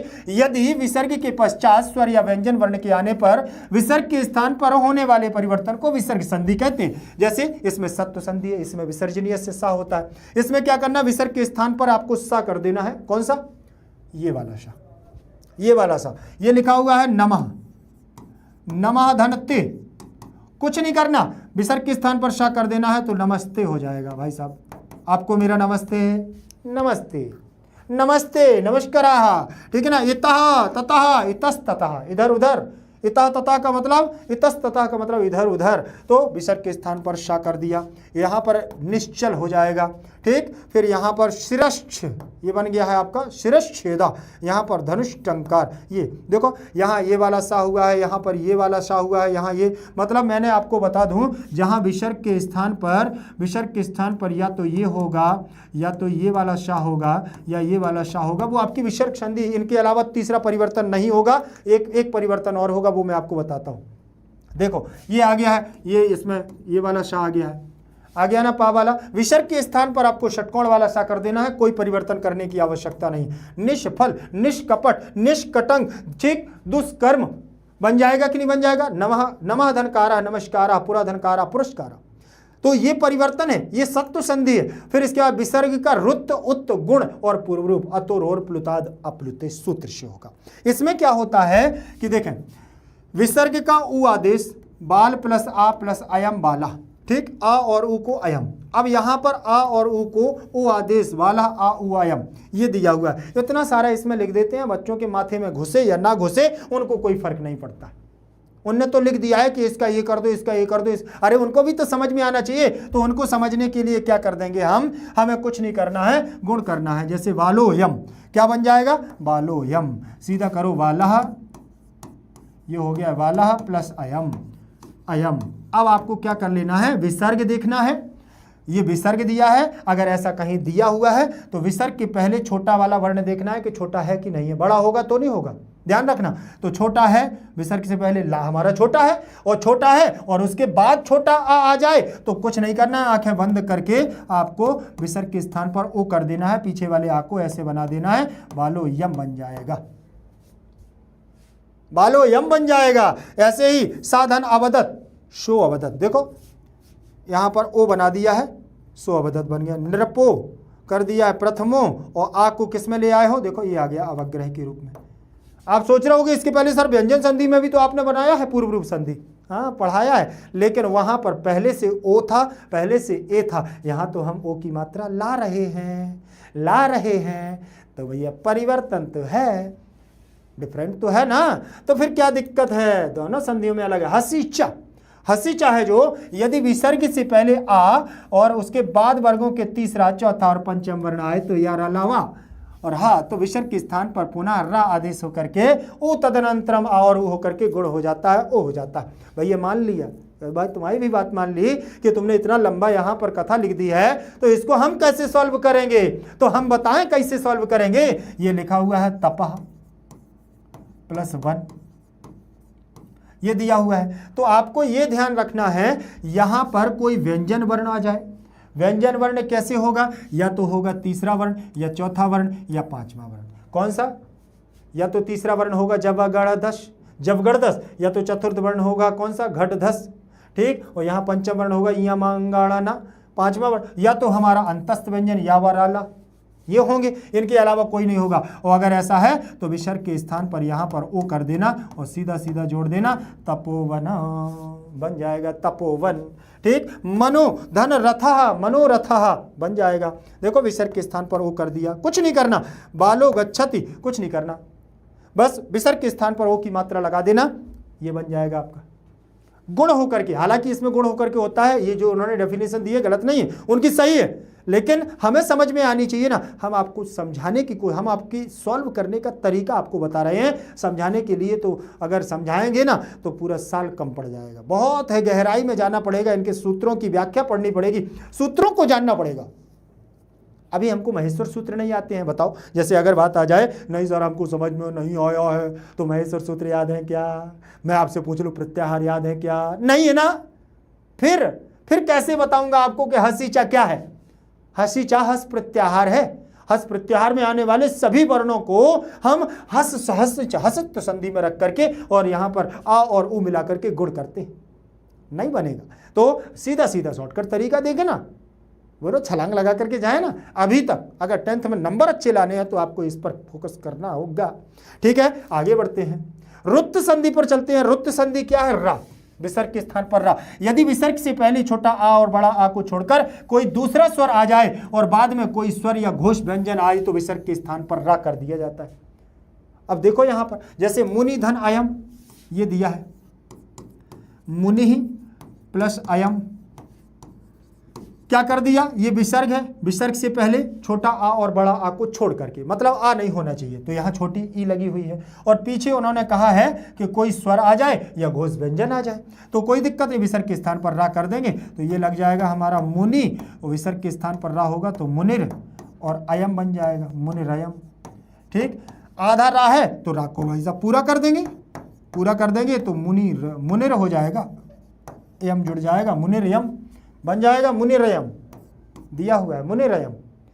सेम कंडीशन, हरिधन आगच्छति, हरिरा गच्छति, देखो रा आ गया है, आ मिल गया है यहाँ पर, इस रा में आ मिल जाएगा, बड़ा बन जाएगा, हरिरा गच्छति। गुरुधन जयति, तो गुरुर बन जाएगा और जा रा के ऊपर चढ़ा जाएगा, गुरुर जयति बन जाएगा। अगर आप थोड़ा सा भी यहाँ पर कॉन्सेंट्रेशन रखोगे तो गारंटी इस बात की है कि बनेंगे। हाँ, मैं थोड़ा सा समय कम दे रहा हूँ, इसलिए दे रहा हूँ क्योंकि बहुत बड़ा टॉपिक है, तो आपको थोड़ा सा तीव्र पढ़ना होगा, कोशिश करनी होगी। अब यहां पर आप सोचोगे यहां स्वर नहीं है इसलिए रा ऊपर चला गया है, और इसका रा ऊपर जाने का मतलब कैसा है कि जल तुम्बिका न्यायन रेफस्य ऊर्ध्वगमनम। जिस प्रकार से सूखी लौकी को या सूखी बॉटल को, खाली बॉटल को हम बंद करके पानी की टंकी में डालते हैं, आप सोचो कि ये नीचे रह जाए तो नीचे नहीं रह सकती, ये ऊपर आएगा, टंकी में ऊपर आ जाएगी आपकी। कभी ट्राई कर लेना, आपकी खाली बॉटल होगी पानी की, बिस्लरी की होगी ना, तो उसको, उसका ढक्कन बंद कर देना, कैप बंद करके उसको हाथ डाल करके नीचे ले जाना, टंकी में ले जाओगे, उसको छोड़ देना नीचे, तो वो ऑटोमेटिक ऊपर आएगी। क्यों आएगी, क्योंकि उसके साथ में स्वर नहीं है, तो यहाँ पर भी रा के साथ में स्वर नहीं है, इसलिए ये ऊपर जा रही है बार बार। इसलिए जल तुम्बिका न्यायन रेफस्य ऊर्ध्वगमनम। बोलिए बोलिए बजरंग बली की जय। हो गई हमारी संधि, ठीक है ना। कोई भी समस्या जाए बेटा बिल्कुल निष्फिक्र होकर के आपको इस टेलीग्राम चैनल पर आपको लिख देना है, मैं आपकी समस्या का समाधान करूंगा।